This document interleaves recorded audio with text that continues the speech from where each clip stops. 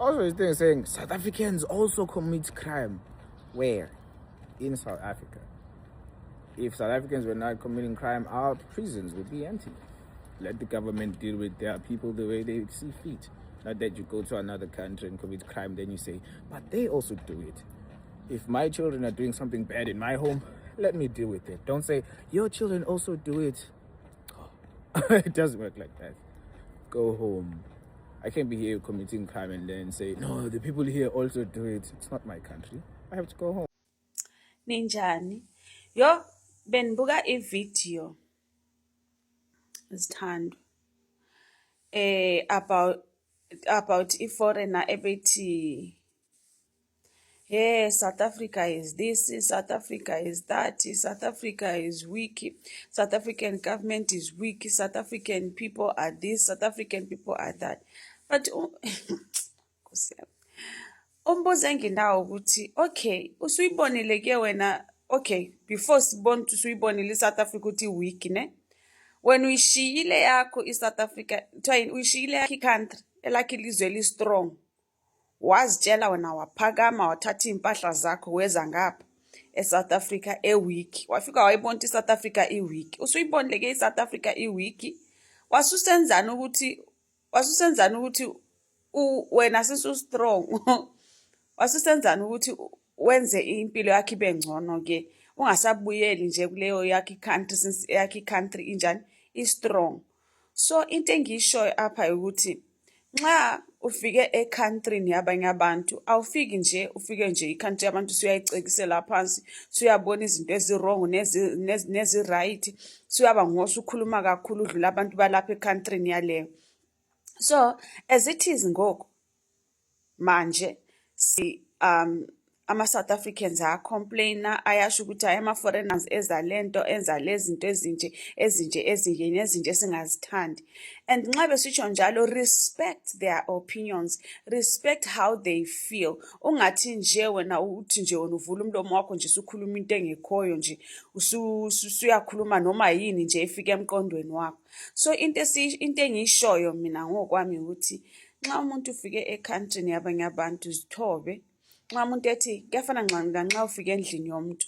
Nxa ufika endlini yomuntu awufiki nje usuyavula ama-fridge, usuyavula ikhabhathi, usuyavula nembiza ezabaphekele kuzo, usuyachecka yonke into But nxa ufika endlini yomuntu uyathoba uhlale phansi, phofu uyabalinda bekutshela ukuthi hayi sisungahlala uyayibona ungama. So bakutshela ukuthi hayi hlala phansi. Lento abayifunayo abayifunayo endlini yabo yiyo lento ozoyenza. Not ukuthi wena nxa ufika apha eSouth Africa susithi yeyi uba namandla hayibo yehaki akasayithethi lo bhuti ngendlela akhuluma ngayo uyayazi into ayikhulumayo ukuthi hayi South African government is very weak. Hey ngixolele bethuna angihle. I'm shocked ukuthi how abantu they are saying ukuthi no, they are not happy about this, they are not happy about that, but you stay. And I don't even think ukuthi question ebebembuze yona lo bhuti obembuza lo mbuzo umbuzo anything that has to do with South African government, but yena wahle nje because vele udala efuna ukuyikhuluma lento yayibo hayi South African government is weak. No, okay fine, since usuyibonile ukuthi i-weak and ayikho good for wena, njengoba usukile kule country yakhe strong, suka la kule South Africa weak uyajonga uyabheka kwezinye indawo lapho uzofika kube strong khona for wena, kumbe ubuyele back kule yakhe country strong. Ungazi asonto good, masingacekiselani phansi singabantu. And into enzisa ubuhlungu ukuthi umuntu uyabehlala apha eSouth Africa and ufike apha eSouth Africa izinto eziningi obungazazi from kweyakhe country wafika wazifunda apha eSouth Africa. Not izinto ezimbi, andithethi ngezinto ezimbi, but ngithetha ngezinto ezinye like umuntu ezinye izinto ongakazi uzibonele apha eSouth Africa.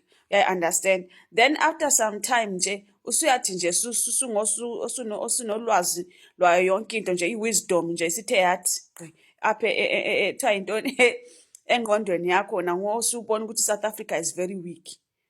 Okay, South Africa is very weak. When asuwenzeni as i-foreigner now ukuthi wenze South Africa very strong. Yes, since South Africa is very weak. Masingakhulumi kanjalo nge-country yabanye abantu. Ungathi ufike e-countryni yabanye abantu ufike ukhulume kakubi ngayo. Bulela lento ukuthi ulapha bakuvumela ukuthi ungene ufike uhlale nabo lapha. You understand? Then nje masingakhulumi kabi. Mawungathi sudlile nje usuyalahla umlomo uthe ufika wathi ngicela unikeze ini ngicela unikeze noma isonka noma yini engayidla ngilambile then nxa sewunikeza ukudla suyaqala ukuthi hayi lento yakho ayithesti kamandi lento yakho inje lento ayikho good uNkulunkulu naye akayithandi leyo nto so hayi bengithi ngizocebisa phofu anicebisi ngiyasho ngendlela nami enibona ngayo izinto ukuthi umuntu makangakhulumi njalo nge-country yomunye umuntu. Nxa ufika ezweni lomunye umuntu, ihloniphe izwe lomuntu, wenze ngendlela okumele wenze ngayo, ngendlela abafuna ngayo. Ungathi wena uzwenza ngeyakho indlela because when you feel like when you come from a strong country, ayi shame. Phela angi-understand le ndaba yokuthi nxa umuntu ezothi i-South Africa is got South African government is weak. Hayibo. Asonto enhle leyo for usho as umuntu and uhleli apha hayibo. Masihloniphaneni bethunana makube ne-respect phakathi nakwethu. Otherwise I come in peace and for ngixabanana namuntu. Have a lovely day. So no. Documenting undocumented foreigners is kind of weird as well, because why are they not documented to begin with? I haven't renewed my visa yet, but I already have a letter that I've received in the mail that told me, Mr. Siban, if you don't renew, you're going home. That's not xenophobia.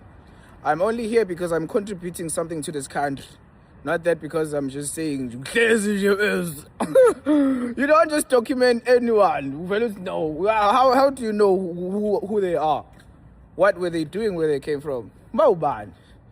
Have you tested them for anything that might be in their body, that might cause something here in this country? After I do everything, they have to test me. If they find something in me, I have to go home. Even though I've been here for years. That's not xenophobic. That's safety for this country. If I don't better this country, I have to leave. Go home. Because I'm my country's problem. You can't document people who are not documented. Go begin. That's what the Zulu King said. Go begin, bitch. Hamba begin, bitch. Go home, bitch. It's not very difficult. Go home. Why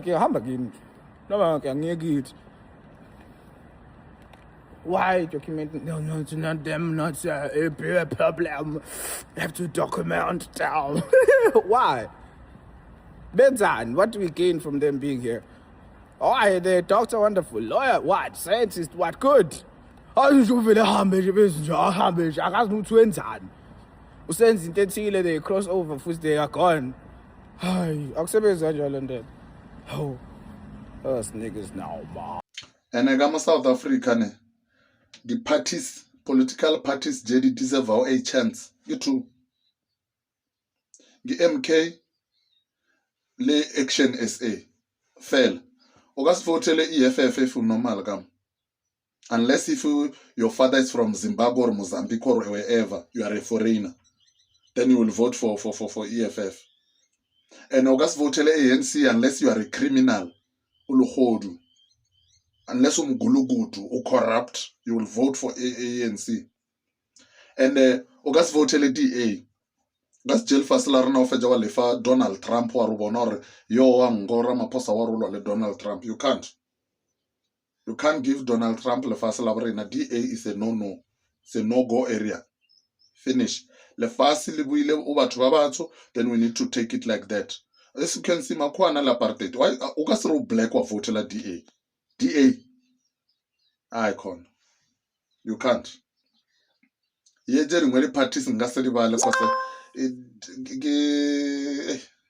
ke di distraction party as the political party. There are only what we call distraction parties and political parties.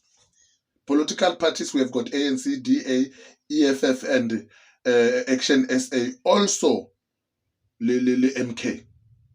So the rest are on a political party, get it distraction party, get out distracted these political parties. So you can't vote ANC if you are not corrupt. You can't vote EFF if you are normal. You can't vote DA if you know your roots. You will vote Action SA or vote MK.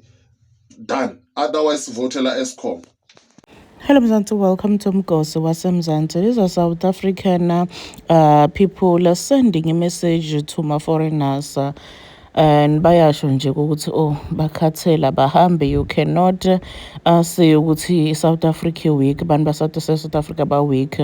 Ukhulume loko ubuse South Africa, like really, and there are foreigners who are saying ukuthi yebo gebengu abendwa ngibo kuphela, even South Africans baya wend up giving, and people are saying ukuthi yebo ma South Africans I wend up giving, but I went to South Africa. But when usatha besibinzi as a foreigner uthi wend up giving, and then ubese uthi nema South Africans end up giving. Guys, ngazi uthi indzaba yema foreigners is something lesingesincube siyiwine nje, because batitshela nabo ukuthi bazinza ukuzinza, they are not going anywhere, and there are people who are protecting them ukuthi baqhubeke bahlale. So lembilena isekuzini kahle kahle nokuphela. Do comment your thoughts down on the comment section. Don't forget to hit the notification bell. I'll see you on the next one. I'm signing out, so goodbye.